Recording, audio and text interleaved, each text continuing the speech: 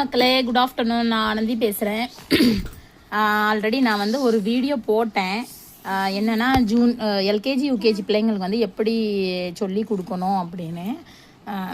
அது போக வந்து இப்போ வந்து நம்ம தமிழ்நாட்டில் வந்து எல்லா ஸ்கூல்லையுமே வந்து ஹிந்தி வந்து சொல்லிக் கொடுக்க ஆரம்பிச்சிட்டாங்க. ஹிந்தி இல்லைனா மராட்டி சொல்லிக் கொடுக்க ஆரம்பிச்சிட்டாங்க.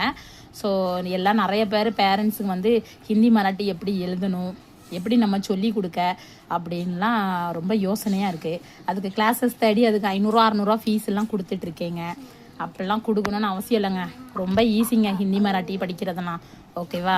நீங்கள் வந்து எப்போவுமே ஹிந்தி மராட்டி சொல்லி கொடுக்கறதுக்கு ரொம்ப ஈஸி. எப்படின்னா நம்ம தமிழில் இருக்குல்ல ஆனா அவனா, அதே தான் ஹிந்தி மராட்டி. எப்படின்னா நம்ம தமிழில் எவ்வளோ இருக்கோ அதே மாதிரி தான் நம்ம மராட்டிலையும் ஹிந்திலையும். சரியா? ஆனால் அவனை எப்படி அக்கனா வேற இருக்கோ, ஸோ அதே மாதிரி தான் இது ஹிந்தி மராட்டியும். சரியா? சொல்லிக் கொடுக்கணும் அப்படின்லாம் யோசிச்சுட்டு இருக்காதீங்க.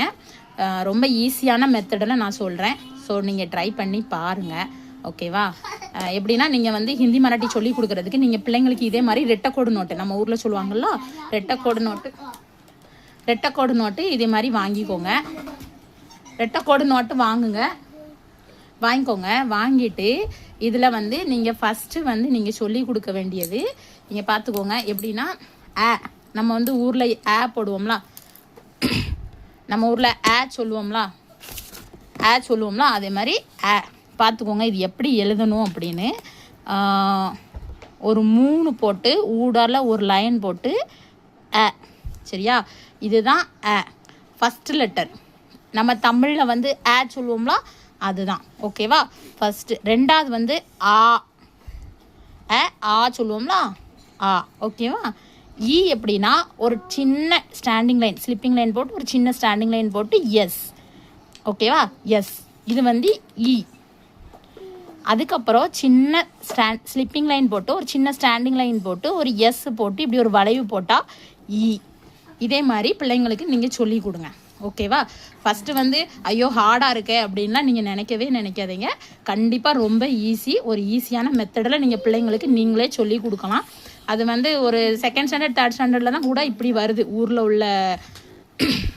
உள்ள இதில் ஊரில் உள்ள லெசனில். அதனால் நீங்கள் வந்து இப்படியே சொல்லி கொடுங்க. நம்ம ஊர் ஆனாவனா மாதிரியே தான் தமிழ் எழுத்து எப்படி இருக்கோ அதே மாதிரி தாங்க இது. ஃபஸ்ட்டு இந்த 4 லெட்டர் எழுத சொல்லி நீங்கள் 4 லைன் நோட்டில் எழுத சொல்லி கொடுங்க. ரொம்ப ஈஸியாக 3 போட்டு ஒரு சின்ன லைன் போட்டு போடு, 3 போட்டு 2 லைன் போட்டு போடு,